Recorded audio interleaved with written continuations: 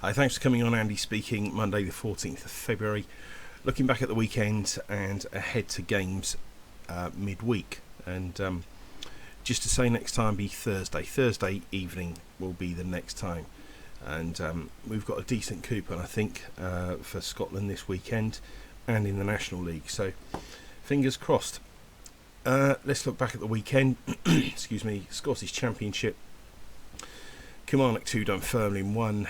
No interest for us in this game. Killy made hard work of it though, and but at least they got the points, so that was a positive.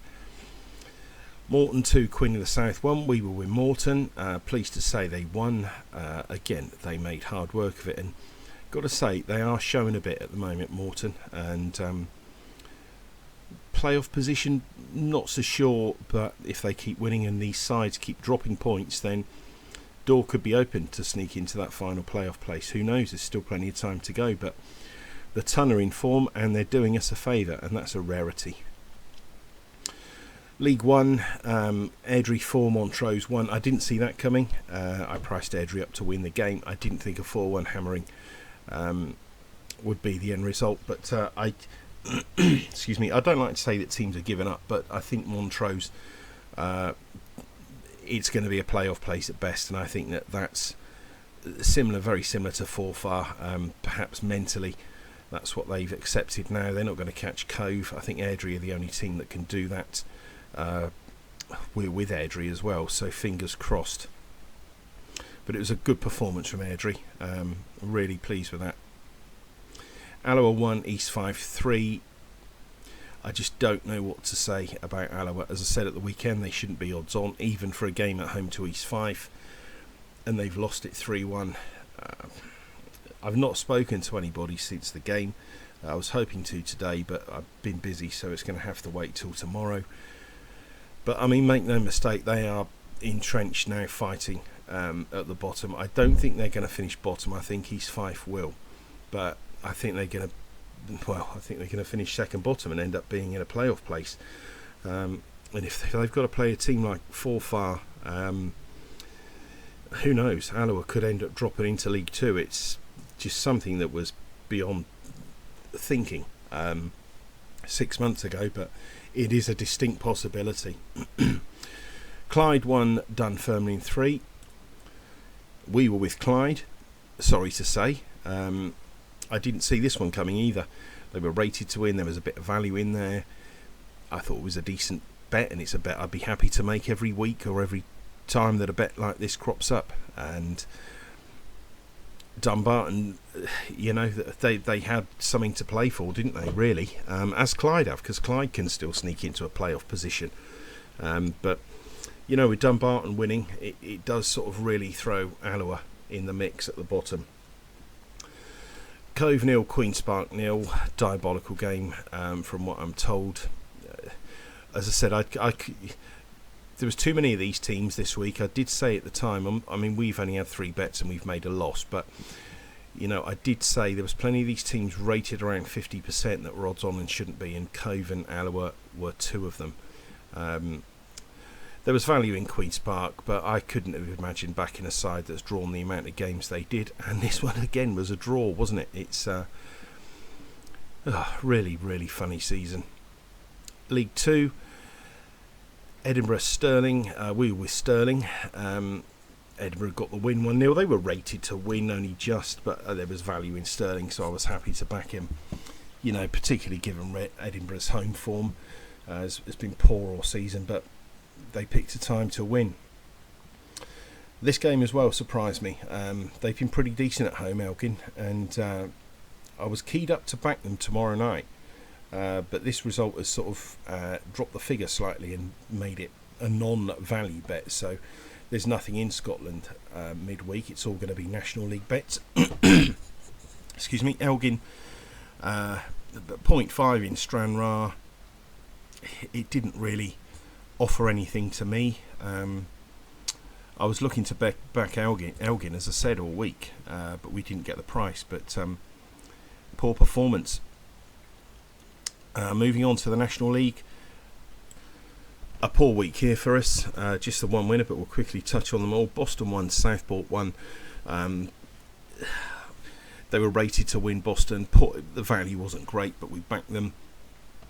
Late goal gave them a draw. Leamington 2, Chorley 1. I didn't see this coming.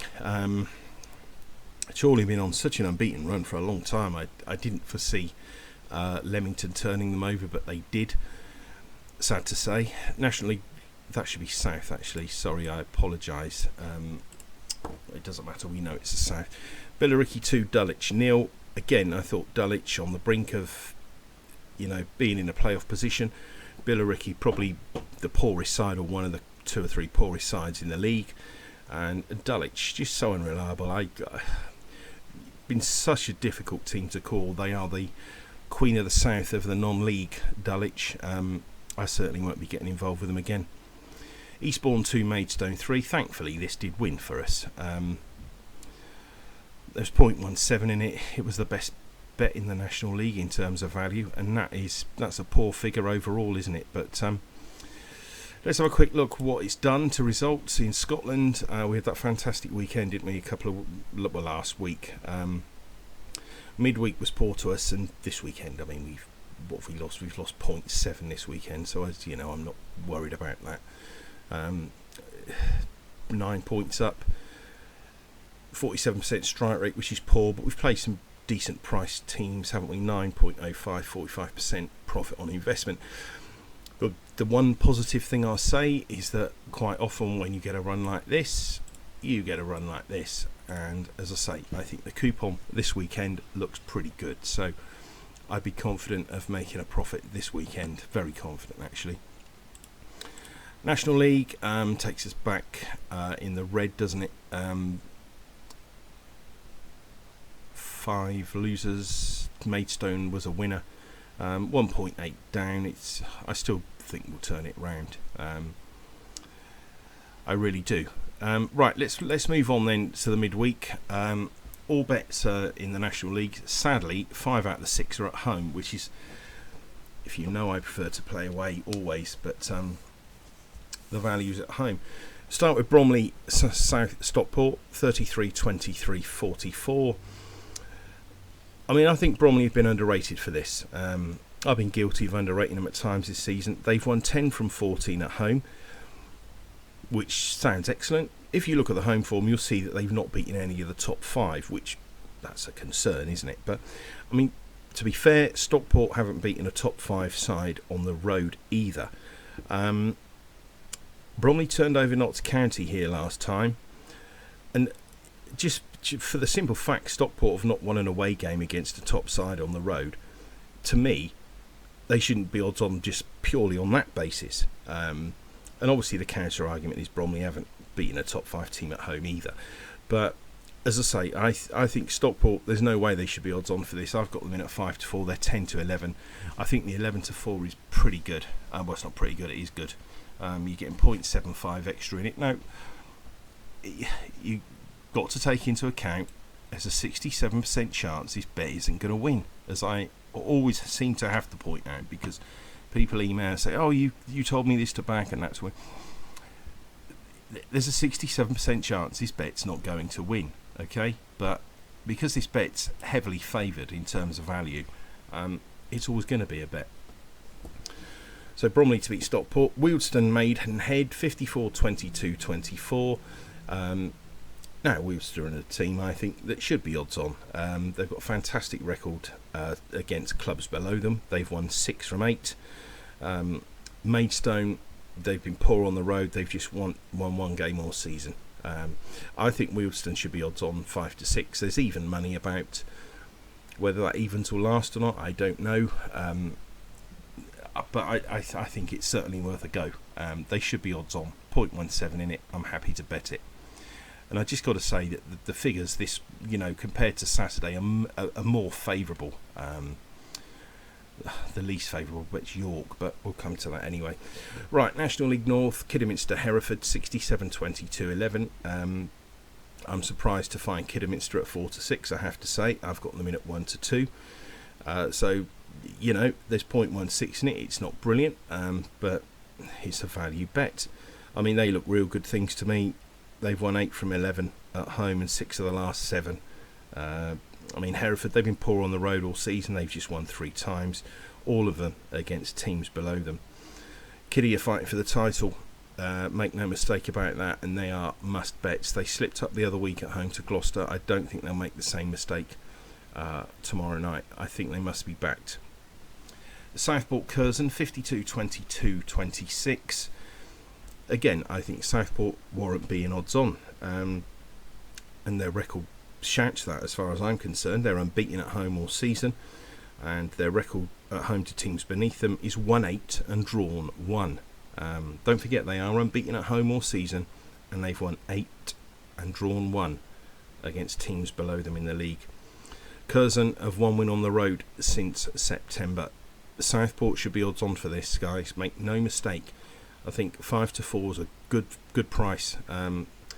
If I could get 5-4, about 52% shots, I'd be absolutely minted. York Telford. Again, another game which I think, yes, it's odds on, but when I priced it up, and I don't ever look at the prices before I've done my figures, so I don't know what I'm betting until I see the prices. I was surprised this was a bet, actually, York, because I think you can make a real good case for them. They've won 9 from 11 against teams towards the bottom. Telford are second bottom. They look in serious trouble. We're mid-February, and Telford have yet to win on the road all season.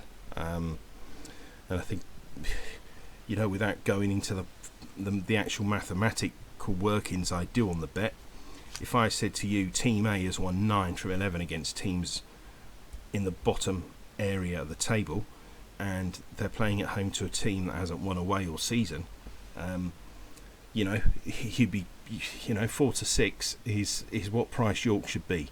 They're 3-4. It's a must bet.